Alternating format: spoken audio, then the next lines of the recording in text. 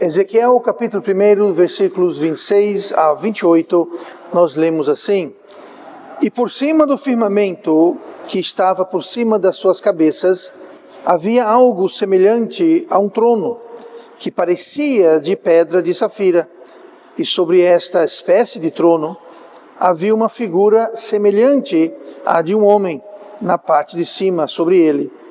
E via como a cor de âmbar, como a aparência do fogo, pelo interior dele ao redor, desde o aspecto dos seus lombos e daí para cima, e desde o aspecto dos seus lombos e daí para baixo. Vi como a semelhança de fogo e um resplendor ao redor dele, com o aspecto do arco que aparece na nuvem no dia da chuva. Assim era o aspecto do resplendor em redor. Este era o aspecto da semelhança da glória do Senhor. E vendo isto, caí sobre o meu rosto e ouvi a voz de quem falava. Nós lemos aqui o relato de Ezequiel, quando ele viu a grandiosa e majestosa natureza de Deus, essa visão que ele teve. E essa majestosa presença, natureza de Deus, ela transcende toda descrição ou qualquer compreensão humana. É curioso e até um pouquinho estranho a gente ver como Ezequiel, nesses versículos, usa constantemente, mais de 10 vezes, termos comparativos. Ele não está usando termos absolutos. Por exemplo, ele usa várias vezes semelhante, uma espécie, ou seja, um tipo, uma espécie, parecia, que era como, tinha a aparência, o aspecto, a semelhança. Então ele não está usando nada muito absoluto ou muito preciso. Ele está dizendo, parecia, era semelhante, tinha um aspecto. Nós vimos isso várias vezes nesses versículos que nós lemos aqui. E por que Ezequiel então usa estes termos? Por que ele não falou, por exemplo, eu vi um trono feito de pedra de safira? Não, ele falou, havia algo semelhante a um trono, que parecia de pedra de safira. Então não era um trono e nem era pedra de safira, era algo que parecia, era algo, era alguma coisa que parecia um trono, que parecia pedra de safira. Mas por que ele está usando esses termos? Ele usa esses termos, a resposta é muito simples, porque isso está refletindo a dificuldade, eu até diria a impossibilidade, de captar a essência de Deus com palavras humanas. Ele estava vendo algo que ele não sabia como precisar exatamente. Então ele estava trazendo o mais próximo. Parecia, tinha aspecto, era uma espécie, era algo semelhante. Ele estava tentando aproximar o máximo possível. E hoje, então, eu quero falar sobre o tema a semelhança da glória do Senhor, que é justamente o que a gente vê no versículo 28, onde fala, este era o aspecto da semelhança da glória do Senhor. Então, olhe comigo no livro de Isaías, onde nós vamos começar a ver essa questão da semelhança da glória de Deus. Isaías 55, e olhe no versículo 8 de Isaías 55, que diz assim, o versículo 8 e o 9. Porque os meus pensamentos não são os vossos pensamentos, nem os vossos caminhos os meus caminhos, diz o Senhor. Porque assim como os céus são mais altos do que a terra, assim são os meus caminhos mais altos do que os vossos caminhos, e os meus pensamentos mais altos do que os vossos pensamentos.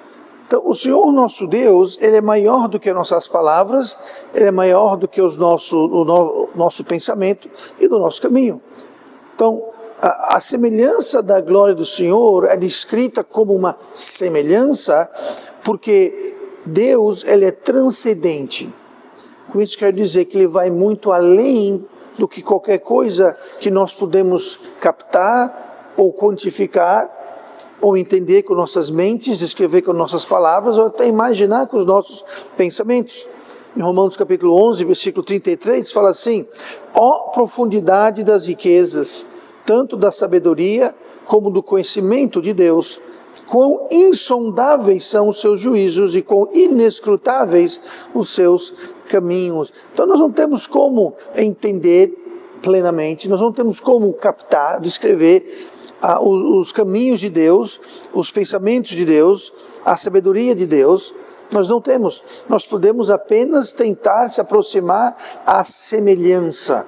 À semelhança. E não importa quão elaboradas sejam as descrições, não interessa quão eloquentes sejam as teologias, Deus sempre será infinitamente além delas. Quando se estuda teologia, tem algo chamado teologia sistemática, onde o ser humano, de forma muito falha, tenta categorizar de modo sistemático. Eu não estou dizendo que isso é errado ou que não seja útil. É importante estudar, se você quiser entrar nessa área, teologia, uma teologia sistemática, que segue esses critérios e são coerentes. Mas a questão é que, por mais eloquente que seja a teologia e o estudo, e as palavras e os livros, Deus é muito maior e além, superior a qualquer coisa. Por isso que Ezequiel está dizendo, é algo parecido com o trono, que é a semelhança disso, que parece com aquilo. Ele está usando termos que ele pode tentar, e conceitos que ele pode tentar colocar em palavras para descrever Deus. O próprio apóstolo Paulo relata que quando ele foi apedrejado, ele morreu, que ele foi levado ao terceiro céu, ou ele foi para o céu, e ele disse que lá ele viu coisas, e ele usa uma palavra interessante, ele fala, eu vi coisas que não é lícito o homem falar. Esse lícito não quer dizer que é errado ele falar. Essa palavra lícito, ela significa justamente isso, que não há como o homem expressar. Eu vi coisas, e eu ouvi coisas, eu experimentei coisas, eu estava lá, e eu não sei nem como explicar para você. Na outra parte ele fala que o olho não viu, o coração não entendeu, não subiu o coração do homem, as coisas que Deus tem preparado. Onde é que Deus tem preparado as coisas para o seu povo? No céu. Então no céu, lá nós poderemos ver, eu acredito que lá poderemos ver na sua plenitude a glória, a glória do Senhor, e não mais uma semelhança. O mesmo apóstolo Paulo fala sobre sombra, que nós vemos apenas as sombras de certas coisas. E é justamente isso que nós, dentro da nossa situação atual, nós podemos ver só as sombras, a semelhança. Você vê uma silhueta, você vê o aspecto, mas não com precisão. Então Deus, ele transcende o nosso entendimento, Deus transcende a nossa linguagem, Deus transcende qualquer coisa que nós podemos tentar categorizá-lo.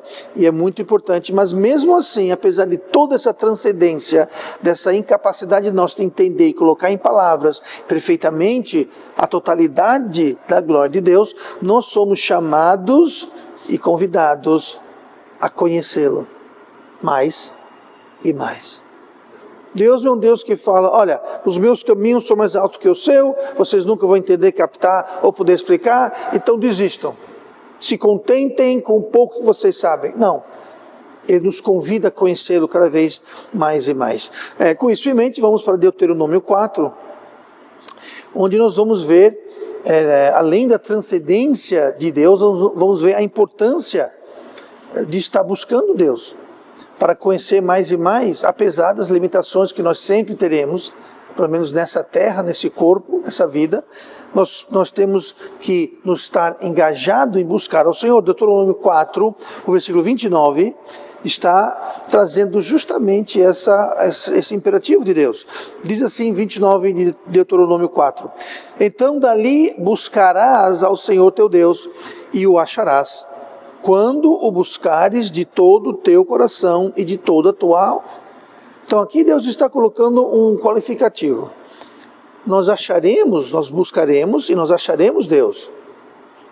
Quando o buscares, então nós temos que buscar, mas mais importante, quando buscares de todo o teu coração e de toda a tua alma. Nós temos que estar buscando Deus de todo o coração e de toda a alma e genuinamente. É interessante e é bom notar que Deuteronômio 4, se você ler o contexto, não vamos ler por uma questão de tempo, mas se você ler o contexto ao redor de Deuteronômio 4, 29, o contexto ali é um contexto de aflição e problemas que o povo de Deus estava atravessando.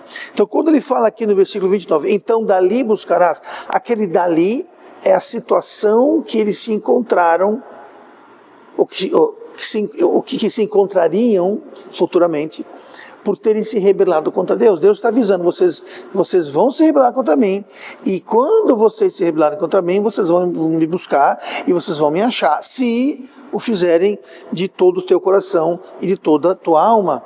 A questão aqui então é que Deus está dizendo, quando vocês estiverem sob aflição, quando vocês estiverem em tribulação, quando vocês estiverem com problemas, aí vocês vão me buscar, e vocês vão me buscar de todo o teu coração e de toda a tua alma. É muito triste entender essa realidade, que nós vamos buscar Deus com mais afinco, com todo o nosso coração e com toda a nossa alma, quando estamos em aflição, quando estamos com um problema, quando estamos precisando de Deus. Talvez é um problema financeiro, um problema profissional, um problema de saúde, um problema familiar, mas é quando nós estamos em aflição, como era o contexto de Deuteronômio 4, é nesses momentos que nós vamos buscar a Deus, mas não deve ser assim. Nós não devemos só buscar a Deus na aflição e no problema e no vale. Devemos buscar a Deus no vale, sim, mas também no topo da montanha. Devemos buscar a Deus quando está chovendo, mas também quando está fazendo sol. Devemos buscar a Deus sempre. Isaías 55, no versículo 6, diz: buscai ao Senhor enquanto se pode achar, invocai-o enquanto está perto. Deixe o ímpio o seu caminho e o homem maligno os seus pensamentos, e se converta ao Senhor, que se compadecerá dele. Torne para o nosso Deus, porque grandioso é em perdoar. Então, mais uma vez, nós temos aqui o comando de buscar ao Senhor, mas ele quantifica, enquanto se pode achar. Invocai-o enquanto está perto, dando a entender o quê?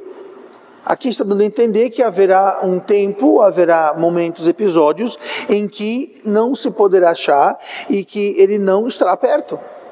Poderíamos ir para Provérbios capítulo 1, versículo 24 em diante, onde fala que Deus vai zombar, vai rir. Quando nós estivermos com problemas, quando vier sobre vós a vossa perdição, zombarei, rirei.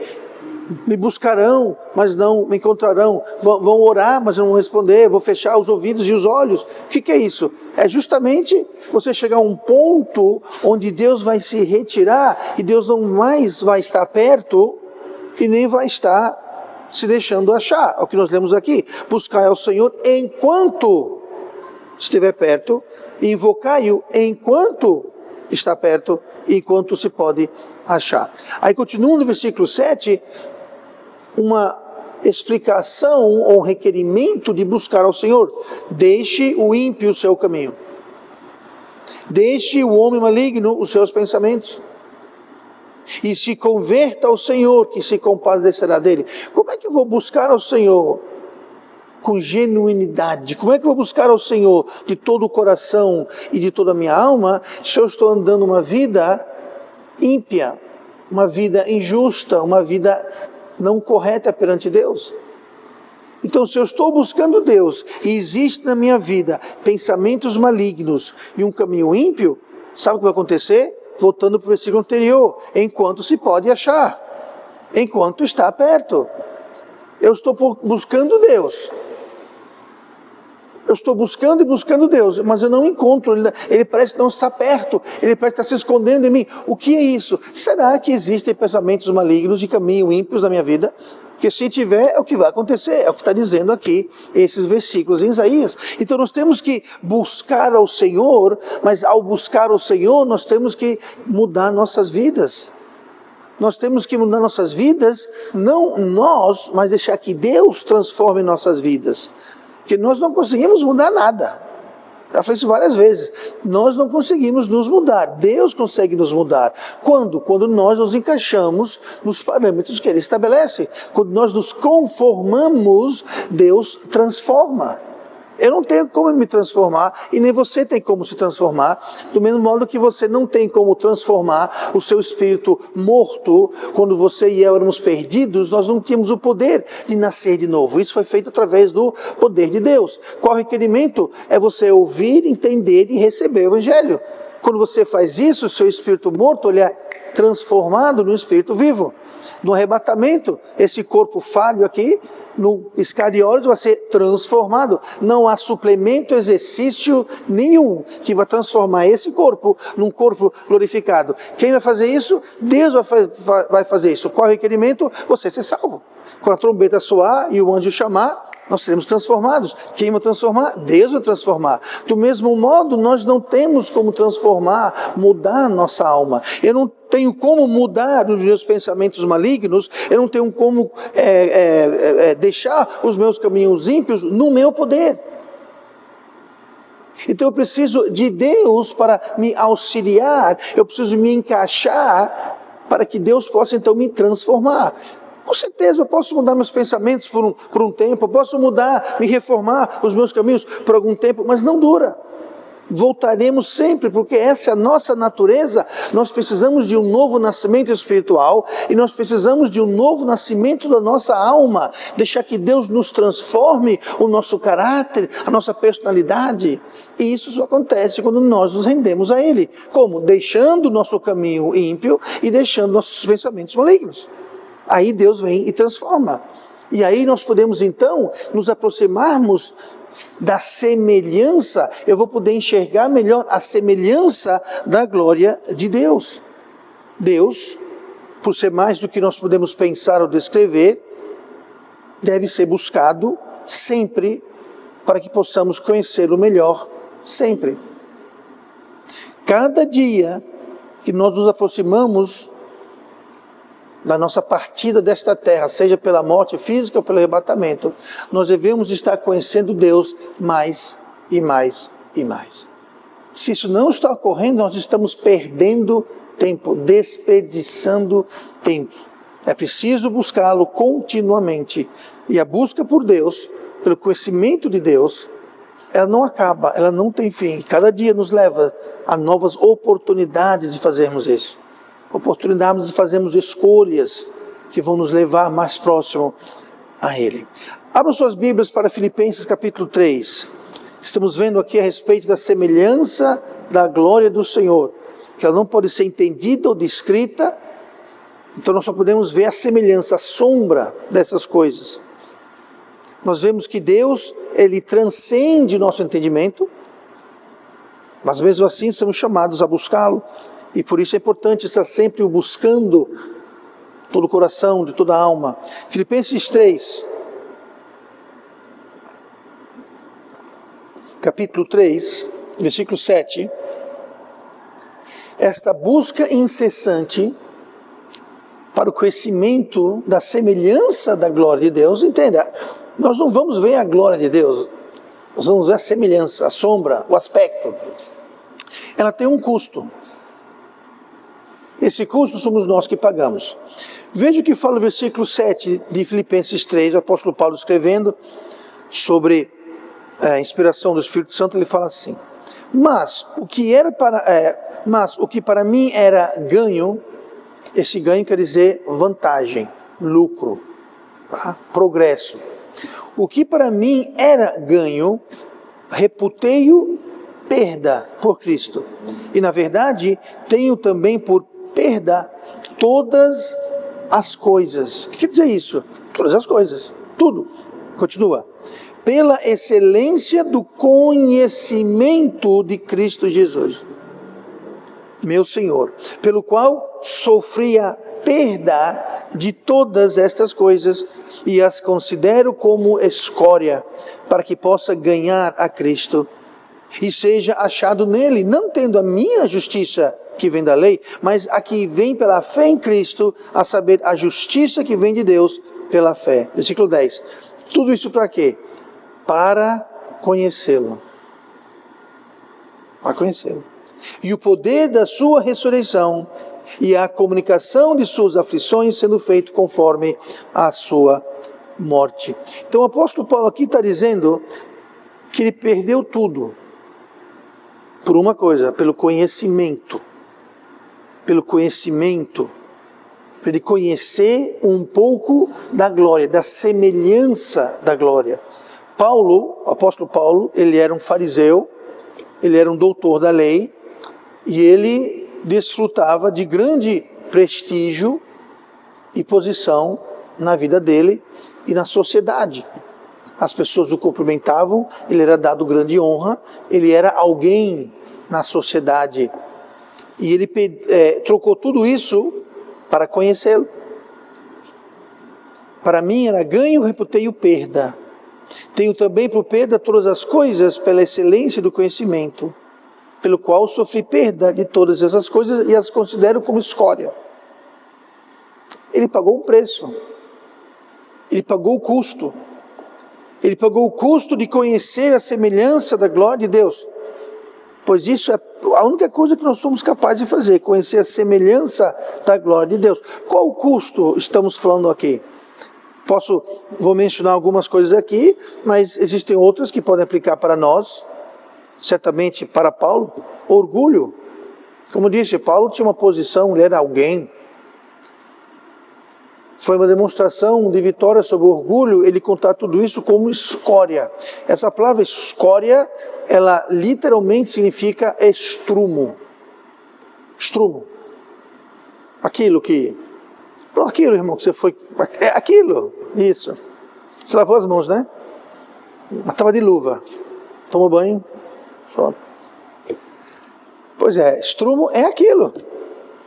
Paulo falou todas essas coisas, o fato que eu era um doutor da lei, um fariseu, eu tinha posição, era reputado, Pois é, tudo isso para mim é estrumo, é lixo, pelo conhecimento.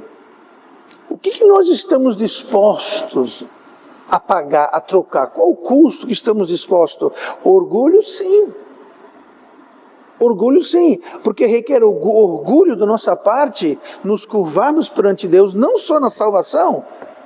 Tem muita gente que não é salva por orgulho, por incrível que pareça, mas tem muita gente que não anda nos caminhos do Senhor por orgulho. Por quê? Porque acha que sabe melhor do que Deus, sabe mais do que Deus, né? Isso não é para mim, não vou me submeter a Deus. Tudo isso é uma forma de orgulho, mas o preço é orgulho. O preço muitas vezes é conveniência. Eu te garanto que seria muito mais conveniente para Paulo se ele permanecesse um fariseu. Eu digo mais. Alguns fariseus, não sei dizer se eram muitos, mas alguns fariseus, como Nicodemos, por exemplo, foi salvo. Nós sabemos disso, do Evangelho de João. Jesus teve uma conversa com ele. E as escrituras indicam que ele foi salvo. Mas ele permaneceu um fariseu. Ele continuou no sinédrio. Ele continuou desfrutando, pelo menos até que nós sabemos, uma certa posição. Paulo não. Paulo contou tudo como escória. Pelo conhecimento, para conhecê-lo. Então, muitas vezes não é conveniente nós tomarmos certas posições. Às vezes conveniente perante a sociedade, conveniente perante a família. Às vezes não é conveniente para nós. O que é uma conveniência? Uma conveniência é uma facilidade. Se torna muito difícil. Vai complicar a minha vida se eu tomar certas decisões, certas atitudes. Vai ficar mais difícil para mim. Então eu vou simplesmente manter o status quo, vou simplesmente surfar essa onda, mas não pagamos o preço. Paulo pagou o preço. Sofri a perda de todas estas coisas e as considero como escória para que possa ganhar a Cristo. Isso aqui, ganhar a Cristo, não está falando sobre salvação, tá, gente? Vê pelo contexto que está falando duas vezes sobre o conhecimento de Cristo, para conhecê-lo. Então não tem nada a ver com salvação. Tá? Tem gente que pega isso aqui e fala, tá vendo? Você tem que perder tudo para ganhar Cristo. Leia o contexto, que aqui o contexto não é salvação, é comunhão, é intimidade, é conhecimento, é proximidade com Cristo. Tem a questão do sacrifício também, que junto com conveniência vem um sacrifício. Se nós vamos fazer aquilo que não nos é conveniente ou fácil, aquilo vai nos custar, aquilo é um sacrifício. Então há um custo a ser pago. Mas para ter isso, nós temos que passar por cima do orgulho, da conveniência, do sacrifício, e nós temos que ter algumas coisas. Por exemplo, vou só mencionar 3 rapidamente, nós temos que ter um coração sincero. Um coração sincero. João 4, versículo 23. A hora vem, e agora é, em que os verdadeiros adoradores adorarão o Pai em espírito e em verdade, porque o Pai procura a tais que assim o adorem. Então nós temos que fazer isso, buscá-lo com sinceridade de coração, em espírito e em verdade. Não apenas como show, não apenas para mimicar o que a maioria está fazendo. Às vezes é isso, eu estou fazendo o que todo mundo faz, aí eu vou, o João vai com... Maria vai com as outras, João vai com os outros. Eu não sei, mas eu vou fazer, está todo mundo fazendo, então deve ser certo, né? Não, não é assim. Temos que fazer em espírito e em verdade. Temos que saber o que estamos fazendo, o porquê estamos fazendo aquilo que estamos fazendo. E não com uma agenda secreta, não com motivos obscuros, mas com sinceridade de coração. Essa busca, esse caminhar sincero, vai necessitar algo diário. É uma busca diária, um caminhar diário. O Salmo número 1 e o versículo número 1. Bem-aventurado o homem que não anda segundo o conselho dos ímpios, nem se detém no caminho dos pecadores, nem se assenta na roda dos escarnecedores. Antes tem o seu prazer na lei do Senhor, e na sua lei medita de dia e de noite. Pastor, pensei que era para meditar dia de culto. Não. Pensei que era para meditar no tempo que a gente está fazendo devocional, de dia e de noite. A não ser que o seu devocional é o dia todo e a noite toda, não se encaixa aqui. Nós podemos meditar e pensar na palavra de Deus, nas coisas de Deus, meditar, mastigar, ruminar, dar aquilo na mente o dia todo. É importante ter um tempo em que eu leio minha Bíblia, gente, nem que seja um versículo. Mas é muito pouco, concordo, leia 2 então. É pouco, leia 20, mas leia. O problema é que eu não leio nem 20, nenhum, não leio nada. Mas a questão que eu levantei é o seguinte: não adianta você... tudo bem, eu vou acordar igual... Quem que acorda aqui 3h30 da manhã para fazer isso? Ninguém. Pois é, que eu pensei. Eu acordo 3h30 da manhã, aí eu leio 20 capítulos da Bíblia, eu oro por 1 hora, aí depois eu fecho a Bíblia, pronto. Deus não passa pelos meus pensamentos. Eu faço aqui durante aqueles 5 minutos, aquela 1 hora, não interessa. Mas uma vez que eu fiz isso... Agora só amanhã. Chega! Acabou-se! Não quero mais pensar nisso. Não, gente, nós temos que meditar na sua lei. De dia e de noite. Ao levantar, ao deitar, a sentar. Deuteronômio fala isso aos pais. Fala que seus filhos ensinem e fale sobre a palavra de Deus com seus filhos. Ao levantar, ao deitar, a caminhar. De dia e de noite, o tempo todo, é constante. Você não precisa botar Deus numa caixinha e falar: pronto, Deus, eu já li sua Bíblia por X minutos, eu orei por X minutos, acabou. Não deve ser assim. Devemos estar meditando dia e de noite. Note aqui no Salmo 1, onde fala sobre caminhar, não anda, o homem que não anda segundo o conselho dos ímpios. Aí fala sobre nem se detém no caminho dos pecadores, aí fala sobre se assentar na roda dos escarnecedores. Veja a progressão: andar, se deter, parar e assentar. O momento que nós paramos de andar segundo os conselhos de Deus e passamos a andar segundo os conselhos dos ímpios, vai chegar um momento que nós vamos parar e nós vamos sentar.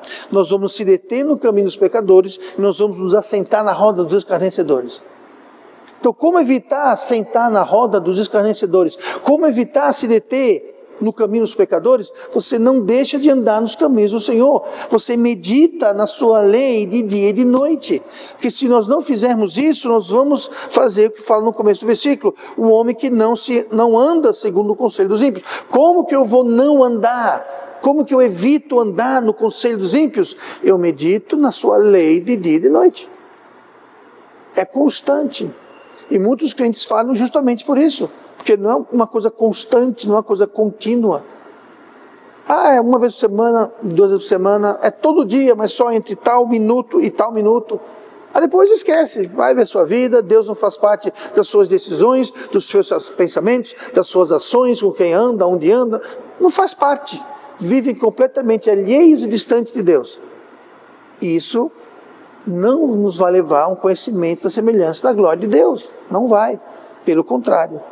E por último aqui a questão da oração.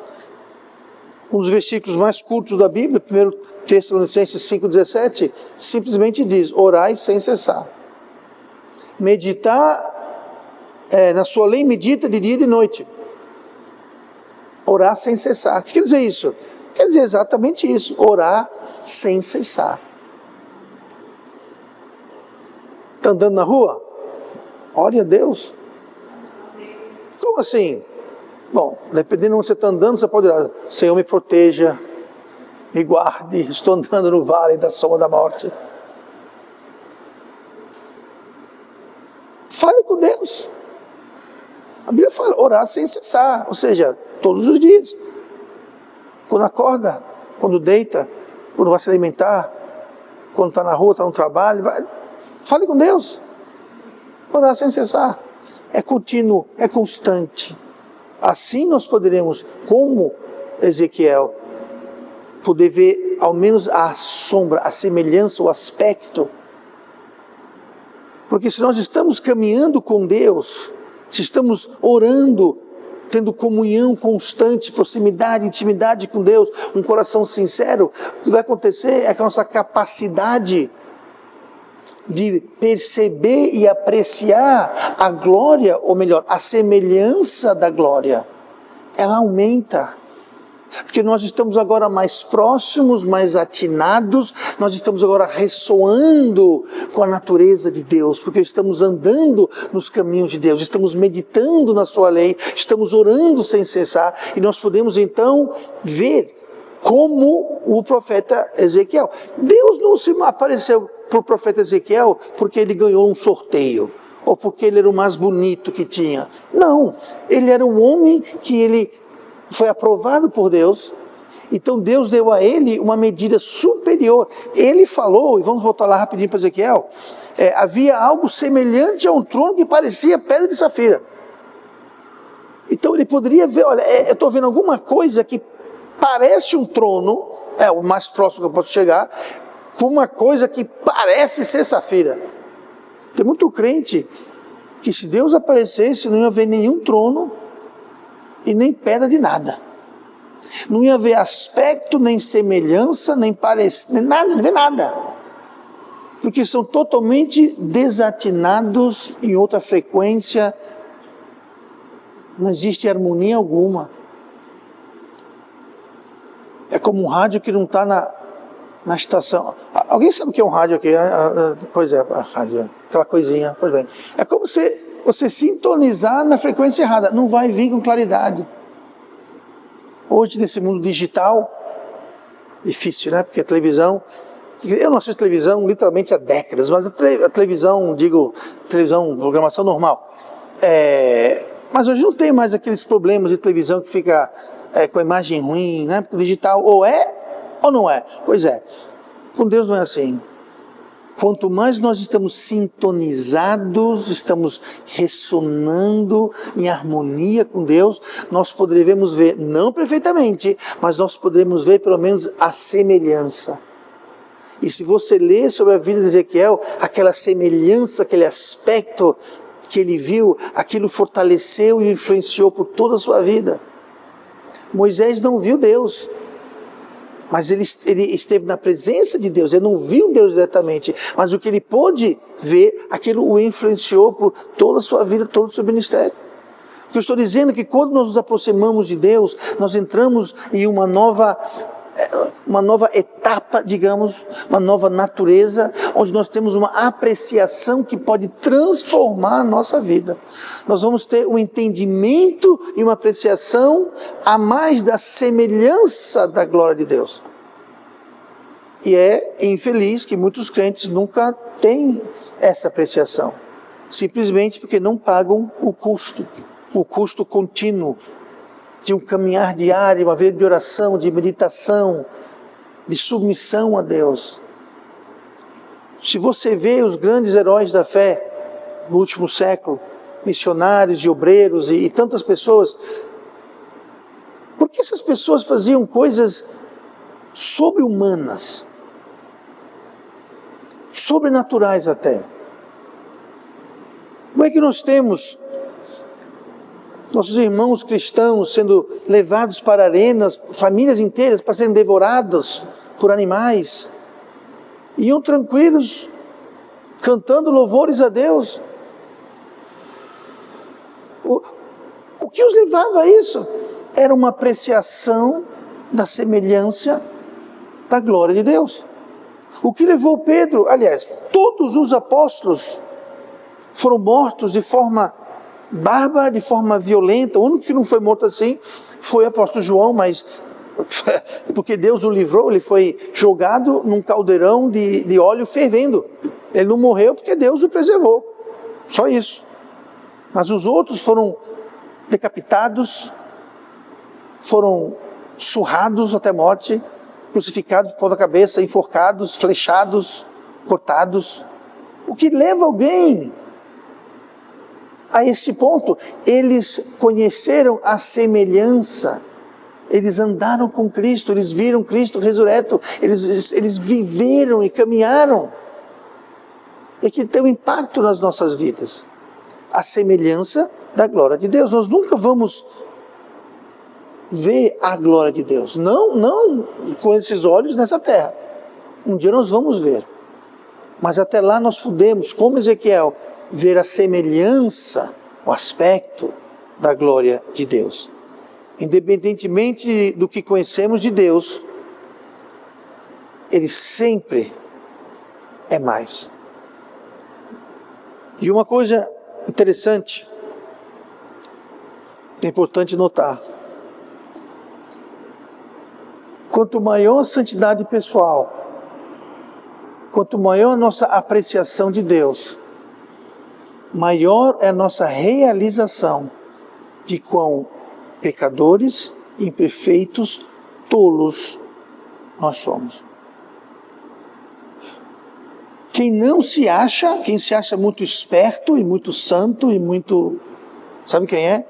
São as pessoas que estão distantes, estão longe de ver a semelhança da glória de Deus. Porque quando você vem à luz, a luz aponta. E a Bíblia fala, que os homens não veem a luz para que suas obras não sejam manifestas da luz. E fora da luz, você não vê os defeitos. Então as pessoas se acham sábias, espertas e santas. Quando na realidade, quem se acha sábio, esperto e santo, tem que vir para a luz. Porque quanto mais perto da luz você está, você percebe o quão tolo, imperfeito e pecadores nós somos. Vamos buscar conhecer a semelhança, é só a semelhança, porque é a única coisa que nós podemos buscar, e devemos fazer isso diariamente, para que diariamente possamos descobrir mais e mais sobre o nosso Deus.